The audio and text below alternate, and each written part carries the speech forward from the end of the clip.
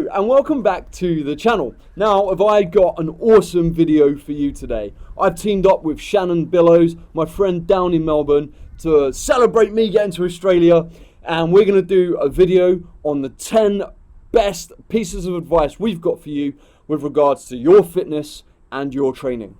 And that video is coming up right now.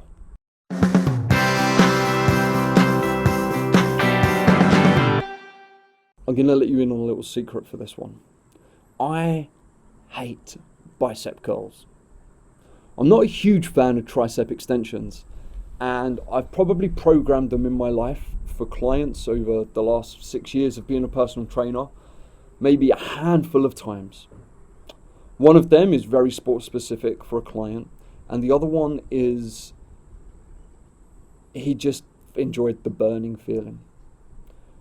But let me tell you this, if you're going to the gym and you want to lose weight, doing a bicep curl is not going to help you. What will help you is doing what we call the compound movements. This would be a squat, a deadlift, a pull-up, a bench press, and a row. I put rows in there. An overhead press could be there as well. The compound movements. And what that means is that we're moving more joints in our body through one movement. So you imagine a squat, you're moving your ankles, your knees, and your hips. Whereas when you do a bicep curl, you're only moving one. You're only moving one joint. So if you want to get really great results in the gym, you want to get fit, you want to lose weight, you want to burn the most amount of calories, build the most amount of muscle, all this stuff we always talk about in the fitness industry, I promise you a bicep curl is not going to get you there. A tricep extension is not going to get you there. What will get you there is moving arms, shoulders, backs. Is moving arms, shoulders, backs. Is moving knees, ankles, hips. Is focusing on these compound movements. So put them at the forefront of everything you're doing. That doesn't mean to say that there's not a place for isometric work, which is smaller muscle groups and smaller muscles and the kind of little stuff like the Romanian deadlifts and the hamstring work and the isolated quadricep work and things like that. The bicep curls. There is a place for them. But it shouldn't be the majority of your time in the gym. It shouldn't be what you focus on most. It shouldn't take you 20 minutes to get it done. It should just be something you add in there because you enjoy it. And that's that. So focus on the compound movements. Squat more, deadlift more, row more, overhead press more, pull up more. And pull up is something I've struggled with. I absolutely adore them now. I adore them. A bench press more. I struggle with bench pressing, but I get under the bar and I do it. And often, the harder it is, the better it is for you. And compound movements are hard. Take your time, build them up slowly, and really feel your body come alive when you do them. So tip number 2 is I want you to be training ideally between 2 to 4 days per week. So yes, we all have busy lifestyles, and it sometimes can be hard to fit in your training. It's just a fact. It's just how it is. So yes, we want to try and make it a priority. We want to try and emphasize that you're getting in a bare minimum, 2 weight training sessions or activity sessions per week. The sweet spot tends to work out to be about 3 times per week, and should you have some extra time, you can increase to 4 days per week. Now, you don't have to follow a set schedule every single week. Some weeks may be busier, you might only get in 2 sessions, and then other weeks you feel really good and you want to do the extra couple of yards and you want to do 4 sessions, go for it. Don't be sort of rigid in your training program. Make sure you're flexible, but you're getting in but you're still getting in between those 2 ranges, the minimum 2 days up to 4 days per week. Number one thing I say to clients when it comes to their health and fitness, when it comes to what they're going to do in the gym, when it comes to any kind of physical movement that they're working on, is enjoy what you do. If you don't have enjoyment, then there is no point at all. There's no point in even thinking about going to the gym. There's no point in even thinking about going for that walk. There's no point in even going for a swim in the sea if you don't enjoy it. Because if you don't enjoy it, you're not going to continue to do it for long enough in order to get results. I put enjoyment at the start of everything. Every time I write a program for a client, every time I work out myself, I think, what am I going to enjoy most today? Could that sometimes be at the detriment of what is most optimal? Yes. But that's okay, because what I'm actually doing is I'm ensuring my consistency for a longer period of time. And I'm ensuring my clients' consistency for a longer period of time. If I gave them all really grueling workouts and they couldn't walk after, they'd enjoy it for maybe 6 weeks, then they'd be too tired, exhausted, and worn down to carry on. They'll hate feeling like that and they won't want to keep going. This is why I don't enjoy telling clients to do HIIT classes and things like that, because I just don't think that they're sustainable for long enough for the majority of the people that I personally work with. So if you're watching this and you're thinking, really, where do I start? Start with enjoyment. What did you enjoy doing as a kid? What do you enjoy doing now as an adult? And if that is walking and hiking and climbing mountains, go do it. Use that as the start of your fitness, and then build everything else around that. Let's say it's hiking up a mountain, okay? You've got a massive mountain here, you want to get up it. It's been 10 years since you last did a hike like that. You're a bit deconditioned, that's fair enough. So how are we going to train for that? Well, this is what we enjoy. So we're going to practice doing that. You're going to go for walks over the beach. You're going to go for walks up smaller mountains. You're going to go for walks in hills and in forests and things like that. Nice long walks. You're going to get time on your feet.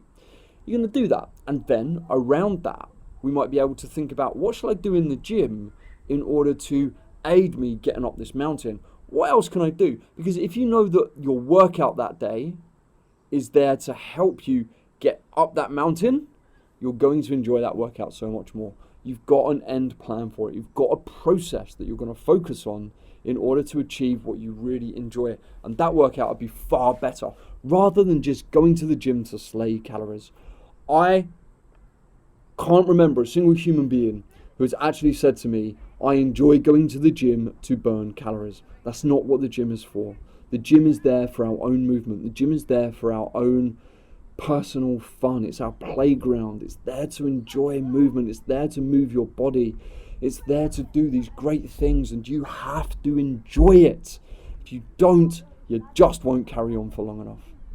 Tip number 4 is sleep is the foundation to your entire life, let alone exercise and nutrition.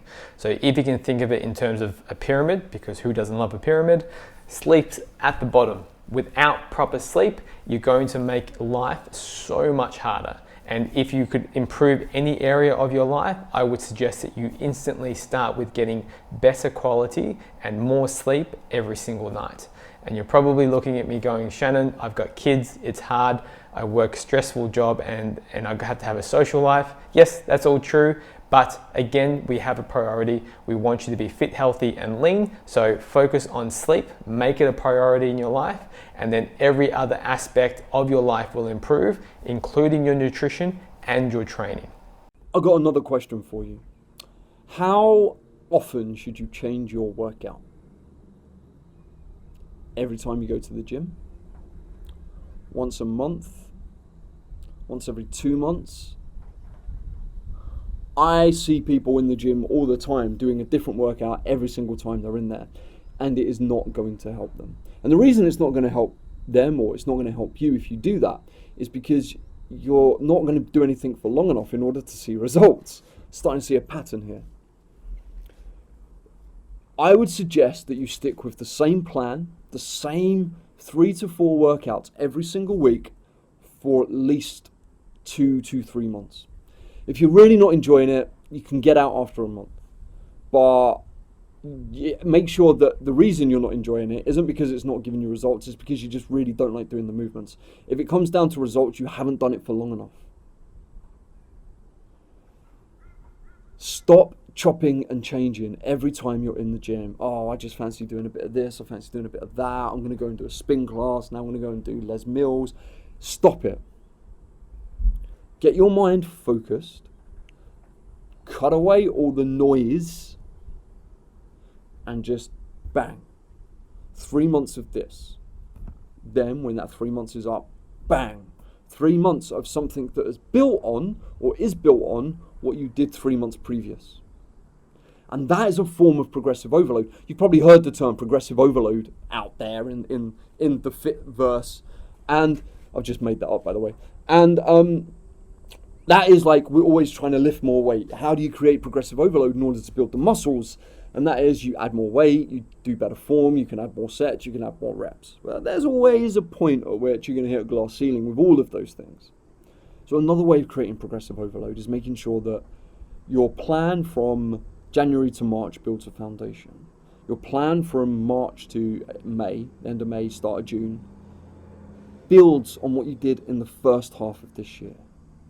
Then again, you build again. Then again, towards December, you build again.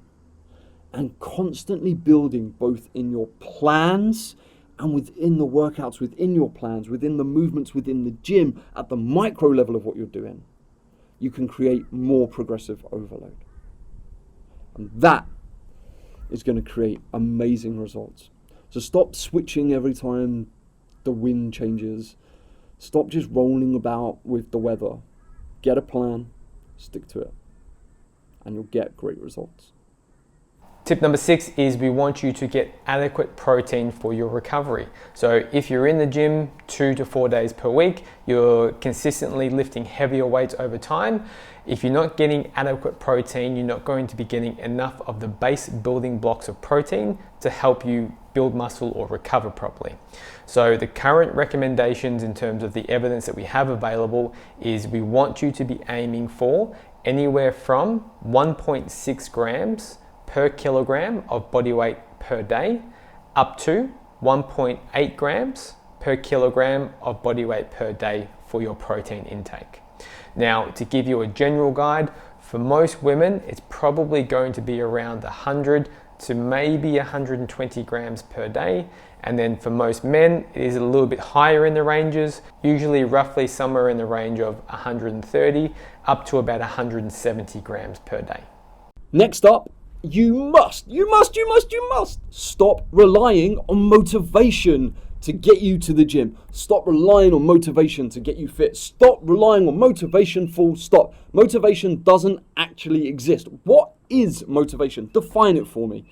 You could say it is the thing that makes me, no, that doesn't really work. The thing that makes me do something. Well, what is the thing? What is that? Define that thing. Oh, it's what makes me get out of bed. It's my desire to have a healthier life. Okay, so now we're actually defining it a little bit better. That's not motivation though, is it? That's a desire. That's something different. That's something bigger than you are. Motivation is a word that gets thrown around everywhere, and it just doesn't exist. Not really. If it does exist, it's definitely not something you should put right at the forefront of what it is you are going to do. So many people do this, right? So many people go, I'm going to get motivated to get fit. I'm going to then start doing something to get fit. I'm then going to get fit. And motivation just falls away. Their motivation doesn't last for long enough in order to make the other two things happen. So how about you think about it like this? How about I take action first? Well, actually, I would say, how about we enjoy what we do first? Back to my previous point. Then I would say, once I've got enjoyment, I can then go and do it. So we've got enjoy and do. Then, once you've got enjoy and do, you should then track what it is you're doing. And by tracking what it is you're doing, by tracking how much weight you're lifting, by tracking your weight, by tracking your photos, by tracking how consistent you're being and going to the gym and staying within your calories, track it. So we've got enjoy, do, track, and then we get motivation. You only get motivation once you enjoy, do, track. So I call this the motivation loop. And it goes enjoy, do, track, repeat, and I like to put in an extra thing called learn. Because I think a huge part of motivation is educating ourselves about what we're doing, why we're doing it, how we're doing it. By being constantly educated, by surrounding yourself, by reading books of people who inspire you, of other people's methods and theories, and why we tell you to go to the gym 3 times a week to strength train, why we give you these kinds of calories. By understanding that more, it's going to motivate you more. You're going to flesh out your hobby of getting fit, and that's going to keep you inspired to keep going. So remember that. Enjoy, do, track, repeat, and learn. That way, you'll never have to rely on motivation ever again. Now, tip number 8 is I want you to pick a rep range that you enjoy training in and train close to form failure. So there is no magical rep range. Doesn't have to be 5 repetitions or 8 repetitions or 12 repetitions. You will build muscle and strength in any rep range that you train in. My recommendations are generally going to be anywhere from the 8 up until 25 rep range, and pick a rep range that you enjoy training in and train to failure. So don't make it more complicated than it needs to be. For me personally, I like to train slightly higher repetitions for my upper body and then lower repetitions for my lower body. And the reason behind that is I just don't enjoy doing sets of squats for 20 repetitions to failure because it sucks. Now, if I said to you, how long do you think it's going to take you to get fit? What would your response be? 3 months, 12 weeks, 6 months maybe? Yeah, that's fair. Personally, I would say give yourself at least a year. If you want to get fit, lose weight, whatever it is, give yourself a year. Write out a training program for a year. Write out a training program for 2 years. And the reason you need to do this is because you need to cycle through different phases. You can't be in a calorie deficit for that length of time. And you especially can't be in a calorie deficit for that length of time consistently, like non-stop, if you're strength training 3 to 4 times a week. It's just too exhausting. And you won't build enough muscle. So you have to give yourself these little blocks. We give yourself 3 months of a calorie deficit, 3 months of going up to calorie maintenance. And yes, the scale will go up, but that's okay. It doesn't matter because it's part of the plan. Then we might give ourselves another 3 months of a calorie deficit. Then we might go, you know what? I'm not quite hitting my weight loss goals. Let's do 2 months at maintenance, and then let's do another 3 months at calorie deficit. Because what we want to do over time is if we just do 6 months in a deficit, 6 months in maintenance, we might break even. So we need to make sure that you're deficiting for slightly longer than you're at maintenance, but your body and your energy will dictate this. And over a year, you will then achieve, hopefully, your weight loss goal because you've taken a long-term view on it. People are so short-sighted these days. People have such a short-term mind on how to lose weight, on how to get fit, on what to lift, when to lift, how to lift, and all the rest of it, that they're forgetting that the body adapts, it's hard work, it takes time, and really and truly, consistency should be your number one focus. And you can only be consistent when you give yourself, when you take away the pressure of a short space of time. When if you give yourself 12 weeks, you're going to feel like you're in this pressure bubble, you're going to be stressed, and when things don't happen quick enough, you're going to lose your desire to do what it is you're doing. So take a step back. With your lifts, take a step back. With your calorie deficit and your weight loss, take a step back. Give yourself a wide angle view of what it is you're going to do, and everything will get better because you're under less pressure and you're going to feel more free within that structure. And then the final tip today, number 10, and probably one of the most important, is I want you to be in this for the long haul and pick exercises that you're going to be enjoying for the long term. So yes, me personally, I am biased. I prefer clients to be doing weight training, but if weight training isn't your cup of tea, then pick something that you enjoy. So you might enjoy cycling or Muay Thai kickboxing or box fit or skipping rope. Doesn't bother me. Most importantly, whatever you enjoy is what you're going to stick to. So find something that you enjoy and then stick to that long term, and then occasionally try different things so you can experiment and see what other things that you may like.